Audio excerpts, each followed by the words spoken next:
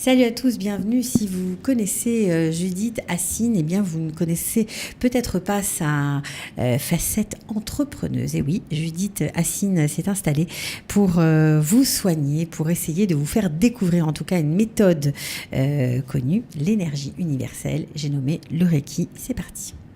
Coup de pouce, découvrez le savoir-faire et les idées des entrepreneurs au libre. Bonjour Judith Assine. Bonjour. Ravie de vous retrouver. Moi de même. Voilà, alors cette fois à Tel Aviv. Et vous allez nous parler d'une découverte que vous avez faite il y a environ un an à peu près. Un peu plus. Ouais, un petit peu moins. Un petit peu moins, d'accord. Le Reiki. Le Reiki. Voilà, ça a bouleversé, on va dire, votre vie. Et vous avez décidé d'aider, grâce à cette méthode holistique, cette méthode de médecine holistique, d'autres gens, pas seulement vous, mais tous ceux qui en ont besoin, voilà, tout simplement. Alors, comment tout a commencé ?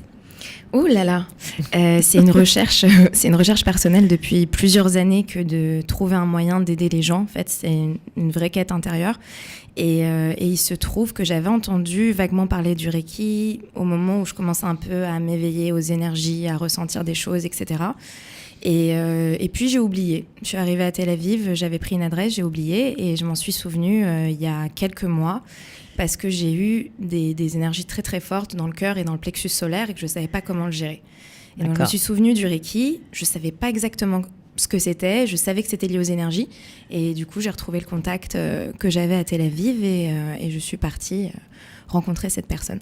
D'accord. Alors, vous vous êtes formé à cette méthode qui nous vient de loin. Je crois que c'est une méthode japonaise qui vient de la fin du 19e siècle. C'est ça. Ouais. Alors, c'est quoi exactement le Reiki ? Alors, pour ceux qui connaissent le Tikkun HaKlali de Rabbi Nachman, qui est une réparation générale par la prière, le Reiki, c'est un peu une réparation générale par le toucher. Par l'énergie ? Par l'énergie, par la position des mains, de façon très simple sur le corps. Par le toucher sur des points d'acupuncture ? Sur des points qui suivent les chakras, en fait. Mais qui suivent aussi les points kabbalistiques, Keter, Tiferet, donc c'est complètement lié. Et donc ça va être sur le cœur, plexus solaire, le ventre, des choses très très simples en fait. Et donc en imposant les mains, on sent que ça chauffe. C'est que le corps a besoin d'énergie à cet endroit-là. Et quand ça refroidit, on sait qu'il y a eu la dose d'énergie nécessaire. Ça va circuler et ça va permettre à tous les blocages, qu'ils soient physiques ou émotionnels, de se libérer en fait. Mmh. Alors, vous avez testé pendant un temps cette méthode sur vous-même pour voir un peu qu'est-ce que c'était que cette énergie soudain. Alors, vous dites que lorsque ça chauffe, quand on appose en fait sa main sur un certain point du corps, si ça chauffe, ça veut dire que là, on a besoin d'énergie, c'est ça ? Ouais, c'est ça. C'est que cette partie-là du corps a besoin d'énergie. Donc en fait, oui, j'ai commencé sur moi parce que comme beaucoup de choses dans la vie, ça commence par soi. Donc je l'ai d'abord fait sur moi, beaucoup, tous les jours. Et j'ai senti des résultats incroyables, que ce soit au niveau de l'état d'esprit, du bien-être, de la paix intérieure, une espèce de tranquillité interne et que ça me faisait énormément de bien. Donc en fait, ça permet à l'énergie... À la base, c'est une médecine préventive. En fait, c'est pour ne jamais tomber malade. On devrait s'en faire tous les jours et on est tous aptes à apprendre qu'est-ce que le Reiki et à s'en faire à soi. Et on devrait tous se le faire tous les jours pour ne pas tomber malade, justement. Après, quand il y a déjà un mal qui est installé, ça peut permettre de l'évacuer. Alors c'est pour aussi des pathologies, des post-pathologies, on va dire par exemple des gens qui ont eu un cancer, qui ont eu des traitements de chimiothérapie assez lourds, où c'est vrai que le corps et le bien-être dans son corps à ce moment-là c'est un peu compliqué, ça soulage énormément. Ouais, ça apaise. En fait, j'ai fait sur beaucoup de gens qui avaient différents problèmes. Je me suis beaucoup exercée avant de me lancer sur plein de gens très différents, des gens d'une vingtaine d'années, des seniors, des femmes enceintes. Ça marche très bien sur les femmes enceintes. Ça marche quoi, hein, ça détend, ça apaise les contractions, ça fait quoi ? Ouais, ça apaise les contractions. D'accord. Et puis, par exemple, si la personne souffre de nausées, ça peut déclencher les vomissements. Ce qui est bien parce qu'après, ça soulage. D'accord. Ok, donc une méthode, on va dire douce. Voilà, très c'est douce. Ça. Oui, parce qu'apparemment, c'est vrai que ça paraît un peu bizarre de se dire on pose sa main sur le corps et puis voilà quoi.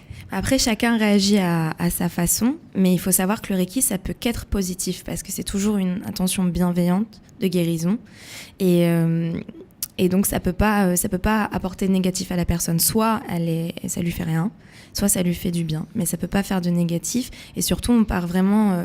ce que j'aime dans le Reiki, c'est ce principe d'humilité. C'est jamais le praticien qui guérit, mais c'est toujours... le praticien n'est qu'un instrument de guérison. D'accord. C'est par lui que passe l'énergie universelle, puisque c'est ce que veut dire Reiki. Ki, ça veut dire énergie, Rei, ça veut dire universel, mais on peut dire énergie divine, Minashamaim, ce qu'on veut. En tout cas, c'est quelque chose qui nous dépasse. Et le praticien, le temps du soin, est simplement cet instrument, cet intermédiaire qui va permettre à la personne de recevoir l'énergie. Alors justement, qu'est-ce qui se passe chez le praticien Reiki quand il soigne, ou en tout cas il appose les mains, ou il essaye de rétablir l'énergie dans le corps de son patient? J'ai encore un peu de mal à y croire. D'accord. Mais c'est vrai que régulièrement, pendant le soin, au-delà du fait de ressentir une chaleur ou que ça se refroidit, je sens dans mon corps exactement la douleur de la personne, à l'endroit où la personne a mal. Vous le ressentez? Je le ressens dans mon corps, ouais. Et alors, après, ça se passe comment? Ça disparaît quand la personne est partie? Comment ça se passe? Je le vois vraiment comme une bénédiction, le temps du soin, en fait, une information qui m'est donnée pour que je sache comment aider la personne et où est-ce que je dois mettre mes mains. Et une fois que le soin est terminé, ça part. Ouais, c'est juste le temps du soin. Est-ce que c'est le même principe que, par exemple, en ostéopathie, où on appuie sur, on a mal à la tête et puis on appuie sur le genou, je dis n'importe quoi, mais c'est pour expliquer la diversité et ça passe. On a mal au bras et on appuie sur le ventre, par exemple. J'ai discuté avec plusieurs ostéopathes et par exemple, pour tout ce qui est crânien, l'ostéopathie crânienne, j'ai les mêmes sensations dans mes mains que des ostéopathes expérimentés en fait depuis plusieurs années qui eux ont des vraies connaissances d'anatomie et on ressent les mêmes choses en fait. On se parle de ce qu'on ressent dans le crâne de la personne et on ressent les mêmes choses. Donc non, le Reiki on va plutôt aller on va aller exactement là où il y a besoin d'aller en fait. De toute façon, le soin Reiki qui dure de 60 à 90 minutes, c'est long, hein. Il fait tout le corps. Donc on passe la main sur tout le corps. Donc en fait, je vais à chaque fois poser mes mains et je vais suivre comme ça tout le corps en fait. Donc de face et de dos. Ok. Donc ça permet Et quand ça chauffe, vous avez une indication? Quand ça chauffe, je sais qu'il faut que je reste. Ouais. Donc c'est pour ça que je dis entre 60 et 90 minutes parce que ça dépend des gens, ça dépend de leurs besoins en énergie. Ok, donc ça paraît un peu incroyable, mais pourtant c'est très sérieux. C'est très sérieux et c'est surtout très simple en fait. Ouais. C'est surtout très simple, c'est très instinctif, il n'y a pas besoin de comprendre, il n'y a même pas besoin d'y croire. En fait, la personne qui fait la démarche d'aller vers le Reiki, elle a juste besoin d'être ouverte et de donner sa permission. D'accord. Donc, vous avez aidé quelques femmes enceintes, vous m'avez même dit hors micro que ça pouvait même soigner les peines de cœur. Oui, parce que c'est pour aussi tout ce qui est blocage émotionnel.